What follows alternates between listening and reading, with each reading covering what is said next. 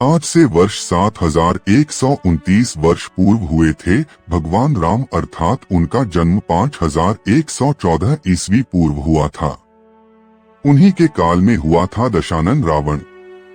राम तो बहुत मिल जाएंगे, लेकिन रावण नाम का दूसरा कोई नहीं मिलेगा।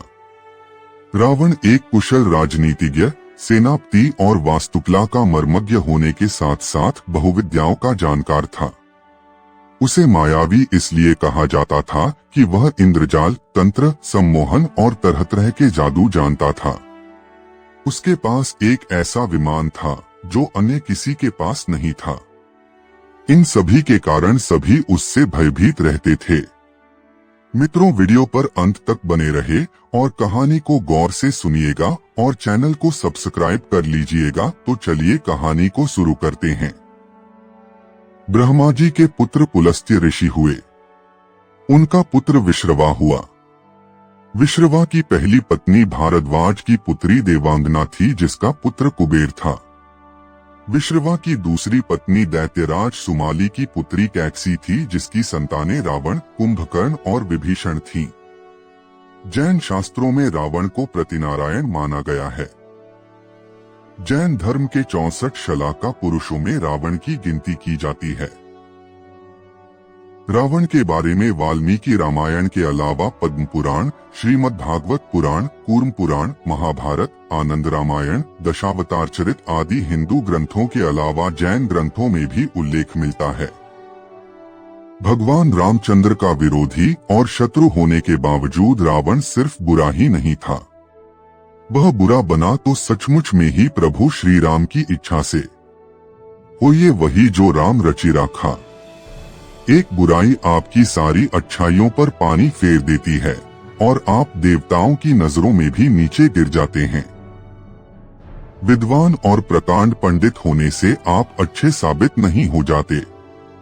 अच्छा होने के लिए नैतिक बल का होना जरूरी है, कर्मों का शुद्ध होना जरूरी है। शिव का परम भक्त, यम और सूर्य तक को अपना प्रताप झेलने के लिए विवश कर देने वाला प्रकांड विद्वान, सभी जातियों को समान मानते हुए भेदभाव रहित रक्ष समाज की स्थापना करने वाला रावण आज बुराई का प्रतीक माना जाता है, इसलिए कि उसने दूसरे की स्त्री का हरण किया था। आओ जानते हैं कि रावण में कौन कौन सी अच्छाइयां थी। एक, महापंडित रावण। कहा जाता है कि जब राम वानरों की सेना लेकर समुद्र तट पर पहुंचे, तब राम रामेश्वरम के पास गए और वहां उन्होंने विजय यज्ञ की तैयारी की। उसकी पूर्णाहुति के लिए देवताओं के गुरु बृहस्पति को बुलावा भेजा गया, मगर उन्होंने आने में अपनी असमर्थता व्यक्त की। अब सोच विचार होने लगा कि किस पंडित को बुलाया जाए ताकि विजय यज्ञ पूर्ण हो सके। तब प्रभु राम ने सुग्रीव से कहा, तुम लंकापति रावण के पास जाओ। सभी आश्चर्यचकित थे, किंतु सुग्रीव प्रभु राम के आदेश से लंकापति रावण के पास गए। रावण यज्ञ पूर्ण करने लिए आने के लिए तैयार हो गया और कहा, तुम तैयारी करो, मैं समय पर आ जाऊंगा।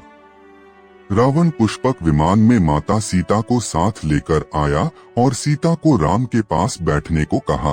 फिर रावण ने यज्ञ पूर्ण किया और राम को विजय का आशीर्वाद दिया। फिर रावण सीता को लेकर लंका चला गया। लोगों ने रावण से पूछा, आपने राम को विजय होने का आशीर्वाद क्यों दिया?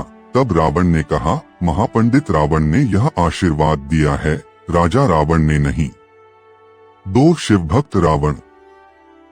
एक बार रावण जब अपने पुष्पक विमान से यात्रा कर रहा था तो रास्ते में एक वन क्षेत्र से गुजर रहा था। उस क्षेत्र के पहाड़ पर शिवजी ध्यानमग्न बैठे थे। शिव के गण नंदी ने रावण को रोकते हुए कहा कि इधर से गुजरना सभी के लिए निषिद्ध कर दिया गया है, क्योंकि भगवान तप में मग्न हैं।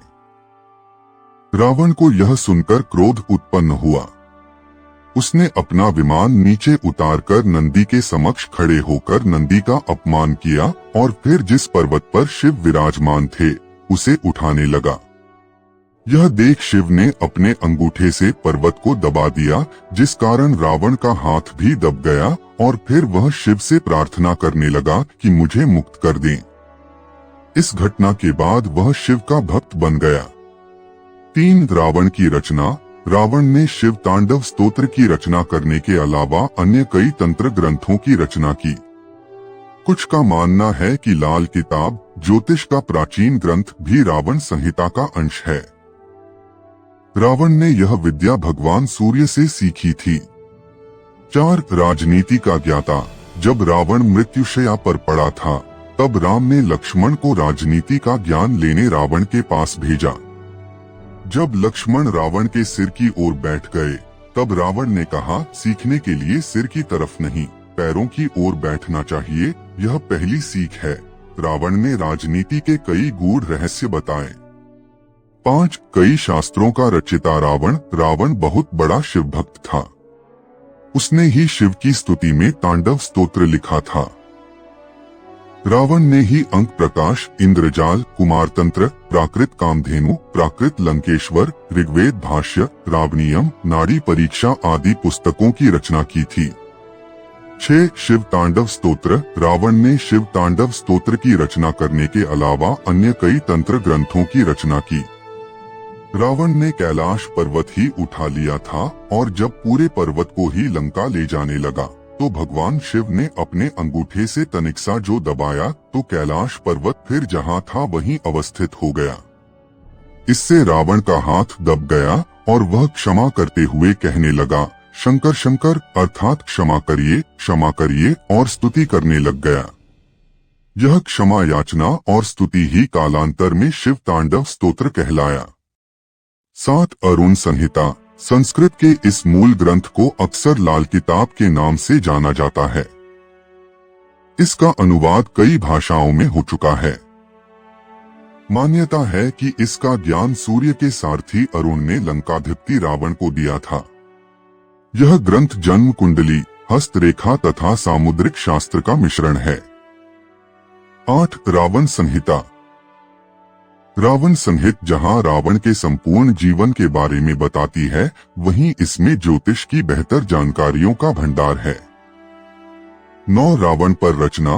पुराणों सहित इतिहास ग्रंथ वाल्मीकि रामायण और रामचरित रामायण में तो रावण का वर्णन मिलता ही है, किंतु आधुनिक काल में आचार्य चतुर्सेन द्वारा रावण पर वयम रक्षामः नामक बहुचर्चित उपन्यास लिखा गया है। इसके अलावा पंडित मदन मोहन शर्मा शाही द्वारा 3 खंडों में लंकेश्वर नामक उपन्यास भी पठनीय है। 10 मायावी था रावण। शक्तियां 2 तरह की होती हैं, एक दिव्य और दूसरी मायावी।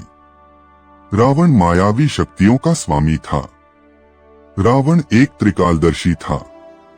उसे मालूम हुआ कि प्रभु ने राम के रूप में अवतार लिया है और वे पृथ्वी को राक्षस विहीन करना चाहते हैं।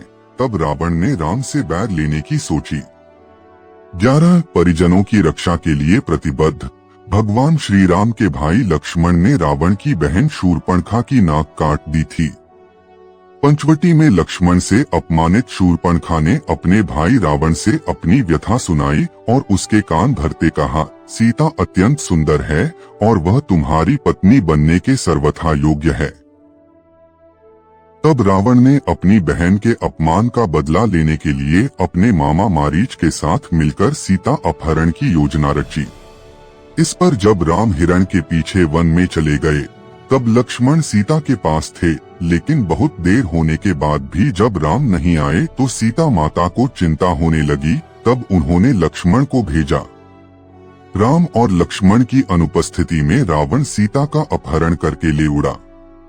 अपहरण के बाद आकाश मार्ग से जाते समय पक्षीराज जटायु के रोकने पर रावण ने उसके पंख काट दिए। रावण ने सीता को लंका नगरी के अशोक वाटिका में रखा और त्रिजटा के नेतृत्व में कुछ राक्षसियों को उनकी देखरेख का भार दिया। 12 माता सीता को छुआ तक नहीं। भगवान राम की अर्धांगिनी माँ सीता का पंचवटी के पास लंकाधिपति रावण ने अपहरण करके 2 वर्ष तक अपनी कैद में रखा था, लेकिन इस कैद के दौरान रावण ने माता सीता को छुआ तक नहीं था। रावण जब सीता के पास विवाह प्रस्ताव लेकर गया तो माता ने घास के एक टुकड़े को अपने और रावण के बीच रखा और कहा, हे रावण, सूरज और किरण की तरह राम सीता अभिन्न हैं। राम व लक्ष्मण की अनुपस्थिति में मेरा अपहरण कर तुमने अपनी कायरता का परिचय और राक्षस जाति के विनाश को आमंत्रित कर दिया है। तुम्हारे को श्री राम जी की शरण में जाना इस विनाश से बचने का एकमात्र उपाय है, अन्यथा लंका का विनाश निश्चित है। सीता माता की इस बात से निराश रावण ने राम को लंका आकर सीता को मुक्त करने को 2 माह की अवधि दी। इसके बाद रावण या तो सीता से विवाह करेगा या उनका अंत। रावण ने सीता को हर तरह के प्रलोभन दिए कि वह उसकी पत्नी बन जाए। यदि वह ऐसा करती है तो वह अपनी सभी पत्नियों को उसकी दासी बना देगा और उसे लंका की राजरानी। लेकिन सीता माता रावण के किसी भी तरह के प्रलोभन में नहीं आई। तब रावण ने सीता को जान से मारने की धमकी दी, लेकिन यह धमकी भी काम नहीं कर पाई। रावण चाहता तो सीता के साथ जोर-जबरदस्ती कर सकता था, लेकिन उसने ऐसा नहीं किया। 13 अच्छा शासक रावण ने असंगठित राक्षस समाज को एकत्रित कर उनके कल्याण के लिए कई कार्य किए। रावण के शासनकाल में जनता सुखी और समृद्ध थी। सभी नियमों से चलते थे और किसी में भी किसी भी प्रकार का अपराध करने की हिम्मत नहीं होती थी। रावण ने सुंबा और बाली द्वीप को जीतकर अपने शासन का विस्तार करते हुए अंगद द्वीप, मलय द्वीप, वराह द्वीप, शंख द्वीप, कुश द्वीप, यव द्वीप और आंध्रालय पर विजय प्राप्त की थी। इसके बाद रावण ने लंका को अपना लक्ष्य बनाया। आज के युग के अनुसार रावण का राज्य विस्तार इंडोनेशिया, मलेशिया, बर्मा, दक्षिण भारत के कुछ राज्य और संपूर्ण श्रीलंका तक था। लंका पर कुबेर का राज्य था, परंतु पिता ने लंका के लिए रावण को दिलासा दी तथा कुबेर को कैलाश पर्वत के आसपास के त्रिविष्टप, तिब्बत क्षेत्र में रहने के लिए कह दिया। इसी तारतम्य में रावण ने कुबेर का पुष्पक विमान भी छीन लिया। दरअसल माली, सुमाली, माल्यवान नामक 3 दैत्यों द्वारा त्रिकुट सुबेल पर्वत पर बसाई लंकापुरी को देवों ने जीतकर कुबेर को लंकापति बना दिया था। रावण की माता कैकसी सुमाली की पुत्री थी। 14 रावण ने रचा था नया संप्रदाय, आचार्य चतुर्सेन द्वारा रचित बहुचर्चित उपन्यास वयम रक्षाम तथा पंडित मदन मोहन शर्मा शाही द्वारा 3 खंडों में रचित उपन्यास लंकेश्वर के अनुसार रावण शिव का परम भक्त, यम और सूर्य तक को अपना प्रताप झेलने के लिए विवश कर देने वाला, प्रकांड विद्वान, सभी जातियों को समान मानते हुए भेदभाव रहित समाज की स्थापना करने वाला था। सुरों के खिलाफ असुरों की ओर था रावण। रावण ने आर्यों की भोगविलास वाली यक्ष संस्कृति से अलग सभी की रक्षा करने के लिए रक्ष संस्कृति की स्थापना की थी। यही राक्षस थे। 15 लक्ष्मण को बचाया था रावण ने। रावण के राज्य में सुषेण नामक प्रसिद्ध वैद्य था। जब लक्ष्मण सहित कई वानर मूर्छित हो गए, तब जामवंत जी ने सलाह दी कि अब इन्हें सुषेण ही बचा सकते हैं। रावण की आज्ञा के बगैर उसके राज्य का कोई भी व्यक्ति कोई कार्य नहीं कर सकता। माना जाता है कि रावण की मौन स्वीकृति के बाद ही सुषेण ने लक्ष्मण को देखा था और हनुमान जी से संजीवनी बूटी लाने के लिए कहा था। 16 आयुर्वेद, तंत्र और ज्योतिष का ज्ञाता रावण अपने युग का प्रकांड पंडित ही नहीं, वैज्ञानिक भी था। आयुर्वेद, तंत्र और ज्योतिष के क्षेत्र में उसका योगदान महत्वपूर्ण है। इंद्रजाल जैसी अथर्ववेद मूलक विद्या का रावण ने ही अनुसंधान किया। उसके पास सुषेण जैसे वैद्य थे, जो देश विदेश में पाई जाने वाली जीवन रक्षक औषधियों की जानकारी स्थान, गुणधर्म आदि के अनुसार जानते थे। रावण की आज्ञा से ही सुषेण वैद्य ने मूर्छित लक्ष्मण की जान बचाई थी। 17 चिकित्सा और तंत्र के क्षेत्र में रावण के ये ग्रंथ चर्चित हैं। 1 10 शतकात्मक अर्क प्रकाश, 2 10 पटलात्मक उद्दीश तंत्र, 3 कुमार तंत्र और 4 नाड़ी परीक्षा। रावण के ये चारों ग्रंथ अद्भुत जानकारी से भरे हैं। रावण ने अंगूठे के मूल में चलने वाली धमनी को जीवन नाड़ी बताया है, जो सर्वांग स्थिति व सुख दुख को बताती है। रावण के अनुसार औरतों में वाम हाथ एवं पांव तथा पुरुषों में दक्षिण हाथ एवं पांव की नाड़ियों का परीक्षण करना चाहिए।